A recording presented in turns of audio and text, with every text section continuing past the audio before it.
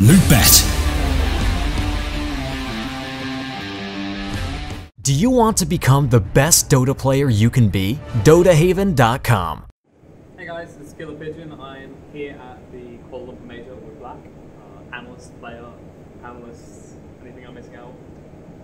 I'm like I can do anything. You can do anything? A jack of all trades, as I say. So does that mean what we're going to see you do next? You're going to be a host next? Is that where you go?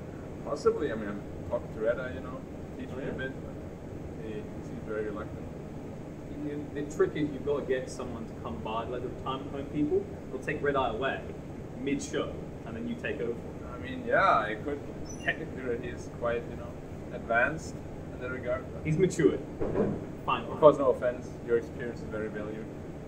No, Reitmeier's been great. Yeah. So, recently, to hit on it, you've been, moving more into the panelist and analyst region. How are you enjoying the life compared to a player? I mean, you know, it's different, but it's not. Like, it depends on what kind of ambitions you have. Like, I think a lot of people are fine with doing this because they enjoy it a lot. I'm not saying I don't enjoy it, but it's more like I don't feel like fulfillment from it, you know what I mean? Because I still feel like I should be playing Dota at the top. Yeah, you're kind of hungry. Like you're watching these other players. Exactly. You're like, I can do that. I'm watching them and I'm like praising them. You know, like, why he's playing so good. I want them to praise me. So does that mean we're likely to see a move, or is it anything in the works? Or is that your plan for the next few months to try and get back onto the team? I mean, I was already supposed to be on a high-class Chinese team, but I went to some kind of TV show, broke my hand, couldn't play Dota for over a month, so that obviously didn't work out too well. But yeah, I think if there's an offer, people definitely still think that I can play Tier 1, and I personally also believe that I can play at the top still. So until I personally feel like I don't have what it takes anymore, that's probably when I will start. That's when I, plan to retire. But as I said, as of now, I feel like I'm still good enough. And there's a lot of people out there that say you're trash, you're garbage, you're really bad. But that's Reddit. No one listens to Reddit. I ain't only Reddit. Probably some pro players have the same opinion, but other people have their opinion about them. It's just really about how you feel yourself. If you feel like you can do it, you should, try to do it. And if one day you realize you're not fit to be at the top anymore, then it's probably time to retire, become a coach, something like that. So like, is the hand fully recovered now? Yes, for actually this one, it functions 100% again, but there's still some pain sometimes. So the full recovery, I think, will take another 3 weeks or so. But as I said, I can play Dota, I can put strain on it again. You got this right. You got to go. No, I'm 100% fit. I'm ready to go. Pick me up, teams. Look at me. I'm at every event as a panelist. You got to sell yourself, man. You got to sell it. No, they know. They know. They know because I have this aura of readiness. Say that while looking at the camera and nodding. You got it. Even through the camera, can you feel it? Preparation coming out of this heart.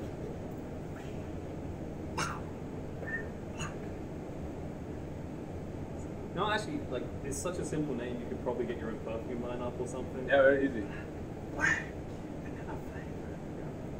See, we're diversifying, right? It's like we say caster, panelist, maybe host one day. Now you're just going to be like a full entrepreneur. I just gotta, win one TI, go to some really highly regarded brand, be like, I want to start my own line.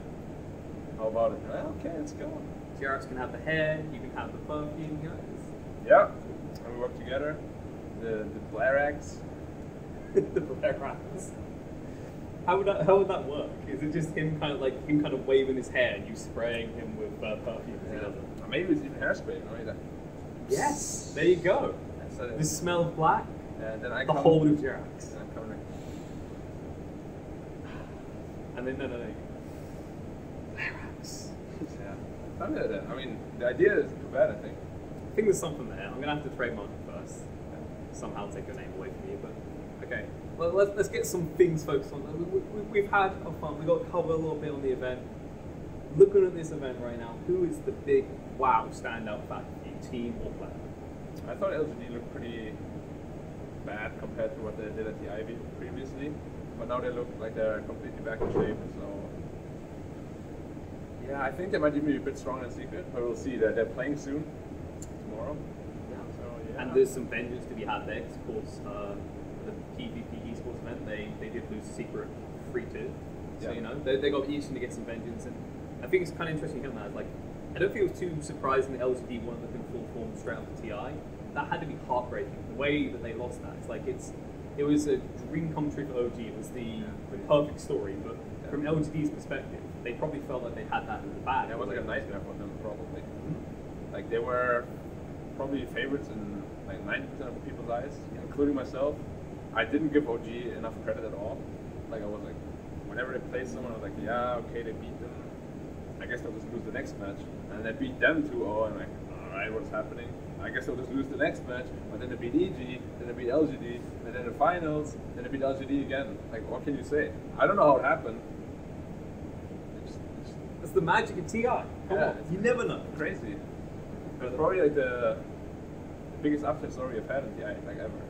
It's the biggest upset and the biggest kind of like fairy tale at the same time, really. I mean especially for Seb and Thompson. Yeah. I mean, like the Seb's story, and then of course the whole Fly leaving with S4. There's so much drama. I don't know how we're ever going to top it this year. We're going to have to wait. It's just too early. But I don't think we've had some drama around this event, which we'll stay off that. We'll stay off the controversy. We're here focused on the dotes. The dotes, yes. Dotes. I like the dotes. There's more dotes dropping off this event, because of course that's when the patch comes. You know, you can't drop in the middle. What do you think is going to be the big change we see with 7.21? It's probably going to try to shift the meta away a bit from the hard carry meta, which is it right now. Because right now this is one hero vacuuming the whole map. Like the whole gold is just theirs, you know. So you oftentimes see this like alchemist kind of network graph. Like all these Arc Wardens, Lunas, Terrorblades. There's probably going to be a couple of changes regarding that. Maybe Bounty Rune changes, maybe a couple of map changes. But it's going to be very interesting because the next major qualifiers are just around the corner. They're going to be on a new patch. I think the open qualifiers are starting. The open qualifiers already started, yeah. But like the actual... But the actual proper... We don't care about others. The proper teams. Reasons. I mean, some proper teams come from the open. Oh, of course. Yeah. But the big chunk of them, that starts immediately on... I think a couple of days, like 4 days or so. So there's on a new patch. Yeah. So people won't have a lot of time to experiment or really figure out what's going on. So it'll be very interesting, I think. Fun to see. I think that gives us a good rounder on that. Anything you want to say to fans or to round out this interview? Well, as always, of course, thanks for sticking by me, even though times are rough sometimes, you know. You get by. You get by. You get by. I was already supposed to have my comeback, but it doesn't deter me. Although I was a bit sad when it happened, you know. I'm definitely going to be back stronger than before. The longer the wait, the more powerful the return. Exactly. You know, right? When your bone breaks, when it recovers, it's stronger than before. It's the same with me. When I break, 100% stronger. It's not about how hard you get hit, it's about how many times you keep getting up. Exactly. I mean, you know, Seb can do it. That means everyone has a chance to do it.